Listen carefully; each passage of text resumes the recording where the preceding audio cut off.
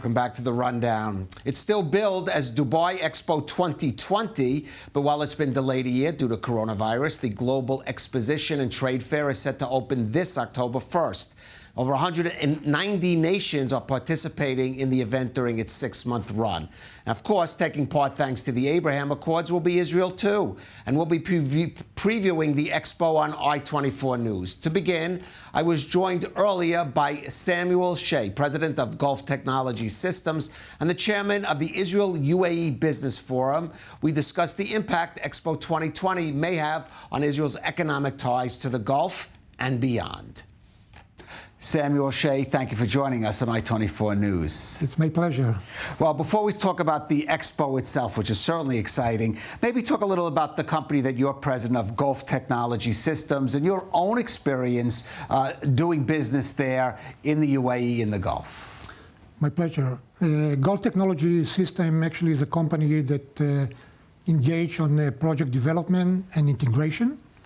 The idea is really to allocate and put together different Israeli technologies and implement them on a specific project with the GCC.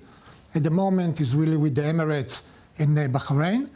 Hopefully in the future, it will be Saudi Arabia, Qatar, Oman, and Kuwait. The basic idea is really whatever requirements the government or individual have, we bring them a full turnkey project, not a specific technology. The determination of, say, bringing technology sometimes can be wrong, because eventually if we bring agriculture, inside agriculture you can have 50 different technologies specific for this project. So the idea is really to focus on Israeli technology, on a project, bring that over there, implement it, do the project, and also work together with local businesses. Right. Now let's talk about the Expo itself in its fundamental capacity as a sort of trade fair. That's how these expos develop. And the opportunity it's going to present for businesses to get a kind of exposure, not just even in the limited way that you might get in one-on-one meetings, but really we're expecting the crowds, and we'll talk about it in a little bit, if you know, all the conditions are right, the huge crowds that we're expecting there.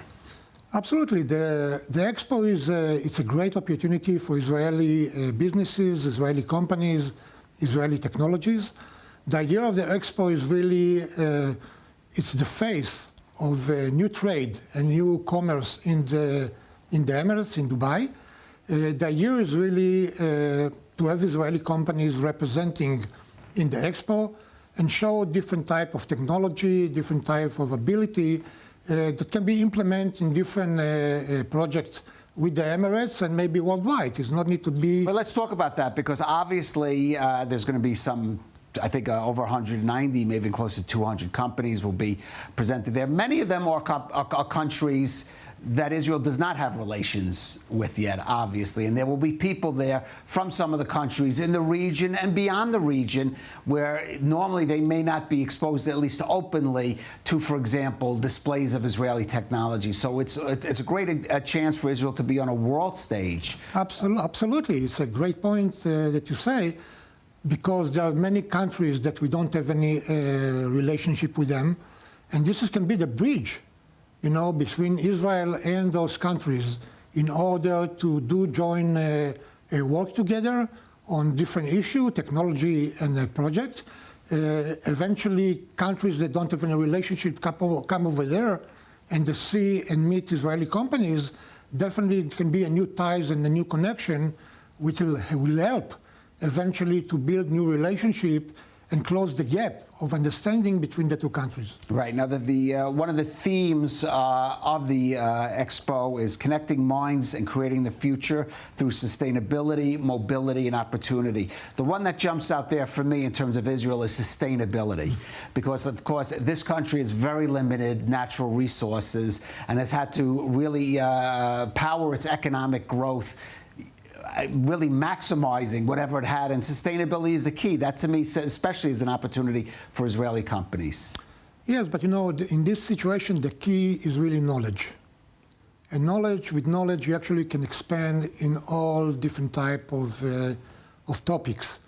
So from the moment you have the knowledge, you can expand in any way. You can build new forms of idea and cooperation with different companies over there, which eventually will expand and will link to major joint venture and major activity in between the countries and the businesses in order really to implement and bring the Israeli capability to Dubai and to the rest of the world, and show what can be done eventually between the two countries and the other world.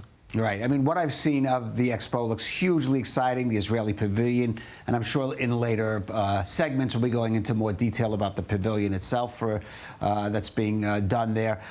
There were some concerns, I have to ask you. Obviously, it's still called the Expo 2020. They've kept the trademark name. It had to be delayed a year because of the coronavirus. It really looked like we were coming out of it, and it was rescheduled for October. Now we're seeing this resurgence in Israel and some other places in recent years. How much concern is there in the community that this could impact on the Expo? Well, I would like first to address the first issue. The Israeli pavilion over there, it's very important. I think it's really a one-time opportunity really to bring the Israeli technology and industry to Dubai. I really hope that the new government will put the attention and emphasize the capability of really support the companies that's showing over there. I think the Minister of Economic and the Minister of Trade eventually will put a lot of effort and resources to support the Israeli pavilion over there, because this is really our face to the world. This is a major opportunity for us, and we really need to put our effort in all the extent. It certainly was a focus during Foreign Minister Lapid's visit there. I mean, he did go to the site of the... It was one from the point. Actually, he was there because there was a major disconnection between the two governments for more than 6 months, so eventually it was supposed to start. Right. But now, eventually, Israel needs to put a major effort to do it right this time. In regard to the situation with the Expo, what is going to do or what's going to happen, nobody knows. Right. Hopefully, the Expo will be again on October. We all hope so, you know, right. But things are very liquid. Can be changed next week, can be changed in a month. We can go to quarantine again, or everything will be changed.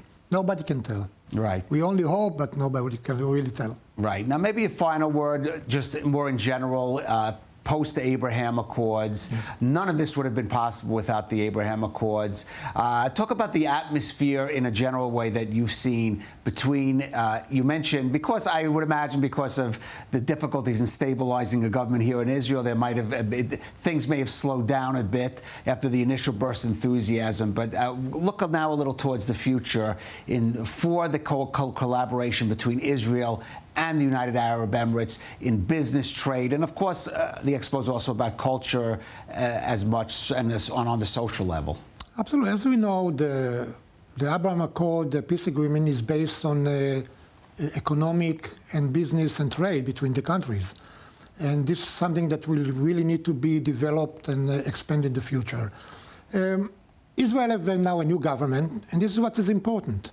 It's not a question of individual personal connection.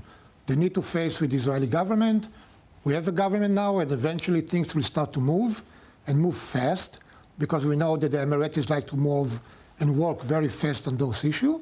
So hopefully the Israeli government will be smart enough to adopt and embrace those behaving from the Emirati government and really work together with them and develop and do major joint activities between the two countries. Samuel Shea, I hope that we can meet again in Dubai at